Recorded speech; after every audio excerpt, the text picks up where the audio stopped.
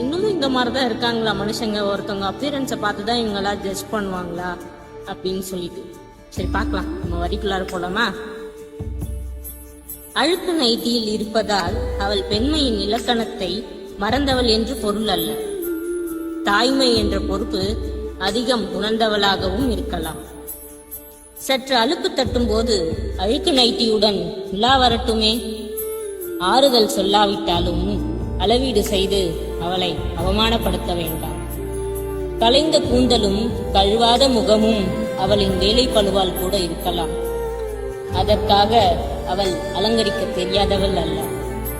இப்போதெல்லாம் உதட்டு சாயம் பூசினால்தான் நாகரிகம் என்று சமுதாயம் சாயம் பூசப்பட்டு இருக்கிறது. அவள் அவளாகவே இயல்பாகவே இருக்கட்டுமே. அவளுக்கு தெரியும் அவள் எப்போது தன்னை கவனிக்க வேண்டும், எப்போது தன் குடும்பத்தை பார்க்க வேண்டும் என்று. அழகாய் இருப்பதால் அவளை கொண்டாடவும் வேண்டாம், அழுக்காய் இருப்பதால் அவளை குறைத்து மதிப்பீடு செய்யவும் வேண்டாம். அவளின் அறிவின் மதிப்பீடு அவள் அறிவாள். வளர்த்து கொள்ள வேண்டும் எனில் அவள் தக்க சமயத்தில் விளைவாள். பிள்ளைகள் பசியாற்றி பின் தான் பசியாறுவது தாய்மையின் பண்பு. அதற்காக அவள் தன் மீது அக்கறையற்றவள் அல்ல, களங்கம் இல்லாத அன்பை கொடுக்க தெரிந்தவள். தன்னை விட தன் பிள்ளைகள் நலம் வாழ விரும்புவாள். குழந்தை எத்தனை வேண்டும் என்று அவள் முடிவு செய்வாள்.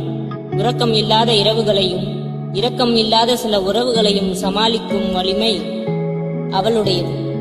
இதில் கருத்து கூற யாருக்கும் அவள் அழைப்பிதழ் கொடுக்கவில்லை. பின் ஏன் நீங்கள் செல்கிறீர்கள்? ஆள் பாதி ஆடை பாதி என்ற கூற்று உங்கள் தோற்றத்திற்கு மட்டும், உங்கள் மனதிற்கு அல்ல.